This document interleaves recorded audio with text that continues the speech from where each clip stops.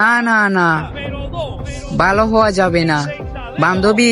আমরা যখন কাউকে একটি নির্দিষ্ট ধর্মীয় পোশাকে বা মাদ্রাসার মতো পবিত্র আঙ্গিনায় পড়াশোনা করতে দেখি, তখন আমাদের মনে তাদের প্রতি এক ধরনের শ্রদ্ধাবোধ তৈরি হয়। আমরা ভাবি তারা অন্তত নৈতিকতা, শালীনতা এবং আদর্শের চর্চা করছে। কিন্তু বর্তমানে কিছু চিত্র আমাদের স্তব্ধ করে দেয়।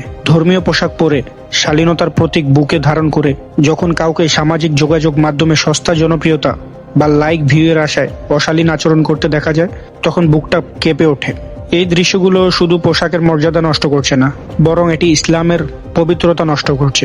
এই মেয়েগুলা শুধুমাত্র কিছুটা ভিউর আশায়, লাইক কমেন্টের আশায় তারা ক্যামেরার সামনে হিজাব, বোরকা পরে অশালীন আচরণ করছে। তারা কিন্তু মাদ্রাসার শিক্ষার্থী। আমি শুধু জাতির কাছে আর গার্ডিয়ানদের কাছে জানতে চাই, আমরা কি আমাদের সন্তানদের এই নৈতিকতা শিখাচ্ছি? সস্তা জনপ্রিয়তার জন্য কি আমরা আমাদের ধর্মীয় মূল্যবোধ আর আত্মসম্মান সব বিসর্জন দিয়ে দিব? অভিভাবকদের বলছি, আপনার বাচ্চা কোথায় যাচ্ছে, কোথায় পড়াশোনা করছে, কার সাথে মিশছে, কি করছে, সবকিছু ধ্যান রাখবেন। ভিডিওটি সবার কাছে শেয়ার করে দিবেন, যাতে বাংলাদেশের প্রত্যেকটা অভিভাবক এসব ভিডিও দেখে শিক্ষা নিতে পারে।